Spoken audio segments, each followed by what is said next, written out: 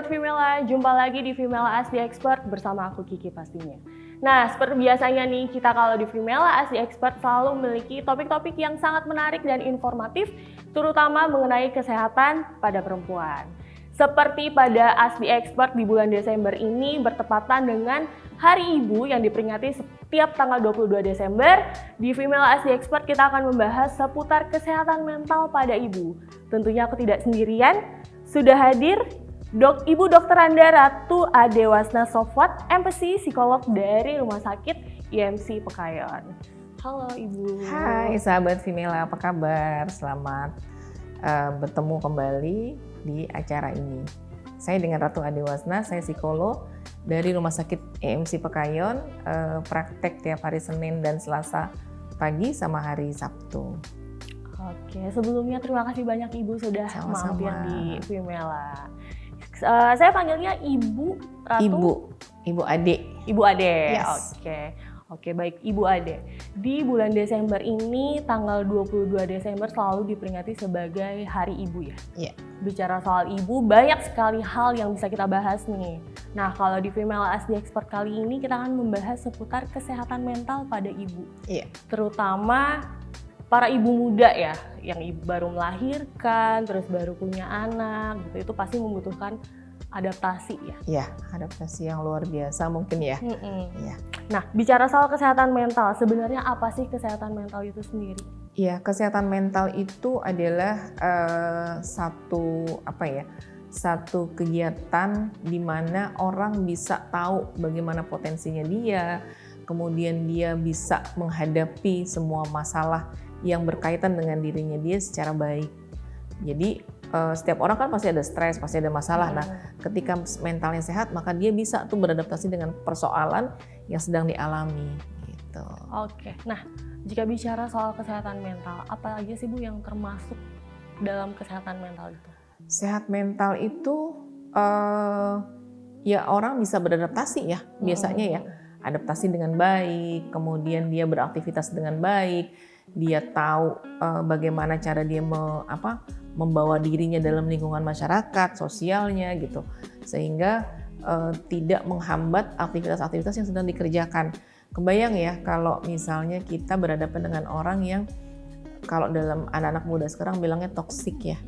Nah, kita sendiri mungkin nggak kenapa-napa, tapi ketika kita berhadapan dengan orang yang menebarkan energi negatif, maka kita pun secara tidak langsung akan terkontaminasi.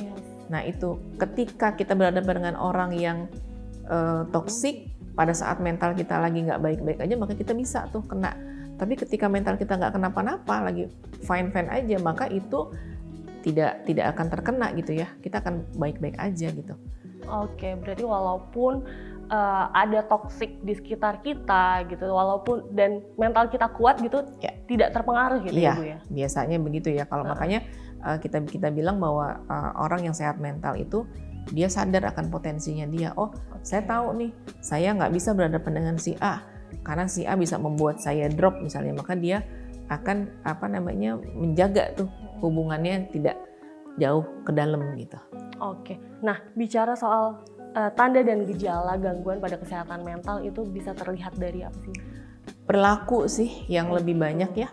Perilakunya lebih negativistik, kemudian kadang-kadang disertai dengan overthinking yang berlebihan gitu ya. Dan biasanya dalam kasus-kasus berat itu lingkungan yang ada di sekeliling itu malah terganggu dengan adanya dia gitu ya.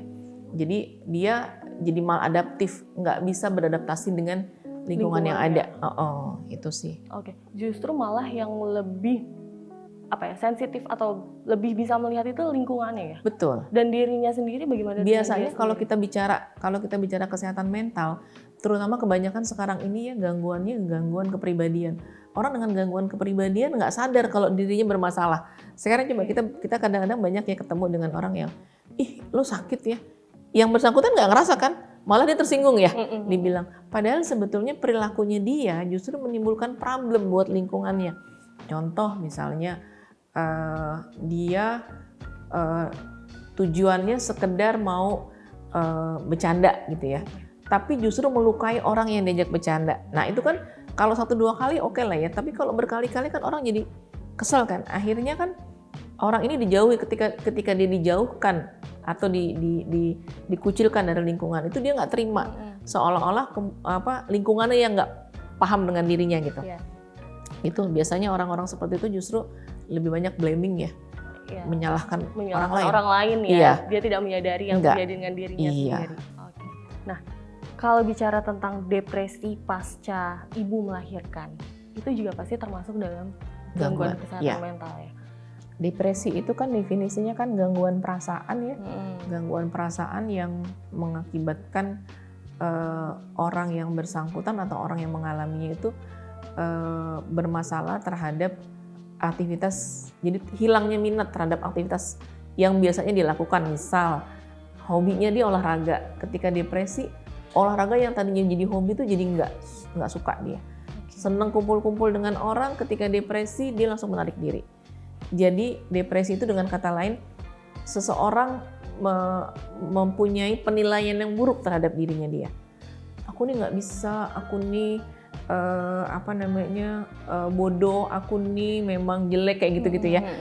Sangat, jadi self esteemnya turun banget.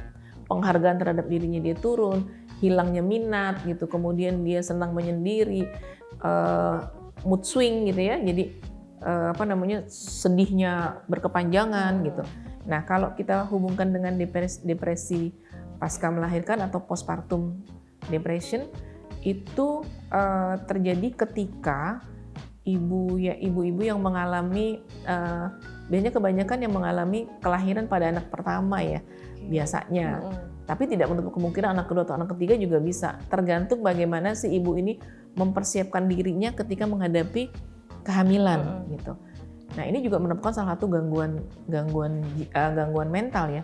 Gangguan mental yang banyak dihadapi atau dialami oleh ibu-ibu pasca melahirkan. Oke, nah bedanya apa sih Bu? Karena kan ada juga ibu-ibu yang pasca melahirkan ini mengalami baby blues. Bedanya baby blues dan depresi pasca melahirkan itu apa? Baby blues itu sebenarnya hampir sama dengan depresi. Hanya saja tingkat keringanannya ya. Baby blues itu lebih ringan. Jadi biasanya baby blues ini terjadi atau dialami 2-4 hari setelah melahirkan, gitu ya. Sementara kalau depresi pasca melahirkan itu biasanya terjadi 1 atau 2 bulan. Oh, lebih lama. Lebih lama. Kemudian baby blues ini juga sebetulnya gangguan suasana hati kan, gangguan perasaan, gangguan emosi di mana si ibu mempunyai kekhawatiran nggak bisa ngurus anaknya nanti gitu ya. Kemudian dia takut kenapa-napa karena memang dia tidak punya pengalaman apa-apa. Ketika baby blues ini tidak diatasi secara dini, maka dia berlanjut ke depresi, gitu. Okay. Jadi lebih dalam dari baby blues, ya? Lebih parahnya itu ke depresi gitu. Nah, ada nggak sih cara, pasti ada lah ya, cara untuk mencegah baby blues dan apalagi bisa sampai jangan sampai gitu menjadi depresi itu seperti apa sih? Ya pertama tingkatkan komunikasi yang baik dengan pasangan. Jadi biasanya kan rata-rata nih ya laki-laki tuh harus diminta, ya. Kalau nggak diminta, dia berpikirnya sangat simpel. Ya sudahlah, gitu ya. Merasa bahwa istrinya hamil fine-fine aja gitu. Padahal sebetulnya istri hamil tuh butuh dukungan, butuh support yang luar biasa gitu. Menenangkan dia, kemudian terjadi perubahan badan ya, perubahan fisiologisnya dia kan. Kadang-kadang kan, ya aku jadi gemuk ya, aku jadi nggak bagus lagi ya. Nah, kebanyakan suami itu nggak aware dengan itu. Sehingga ketika dia menghadapi itu, dia mempunyai ketakutan sendiri. Yang pertama adalah tingkatkan komunikasi dengan pasangan. Yang kedua, cari pengetahuan atau cari ilmu dari orang-orang terdekat, misalnya orang keluarga gitu ya, ibu mertua gitu, atau yang sekelilingnya yang pernah mempunyai pengalaman melahirkan gitu, sehingga ini akan mengurangi intensitas kecemasannya dia, ketakutannya dia gitu. Yang ketiga, banyak olahraga. Olahraga tuh meningkatkan efek positive thinking, ya. Sangat Jadi berpengaruh ya. betul, sangat pengaruh. Kemudian selanjutnya adalah makan makanan yang cukup gizi, Oke. ya, bernutrisi, cukup gizi, dan yang terpenting adalah istirahat. Gitu ya. Iya. Pokoknya hidupnya harus sehat gitu ya. Iya, harus menjalani hidup seimbang sehat. lah. Seimbang. Gitu. Oke. Bicara soal olahraga pun nggak usah yang berat-berat gitu ya dok ya. Ya betul, jalan pagi misalnya sambil meningkatkan kualitas komunikasi dengan pasangan gitu ya, bisa jalan berdua, jalan pagi berdua gitu. Oke.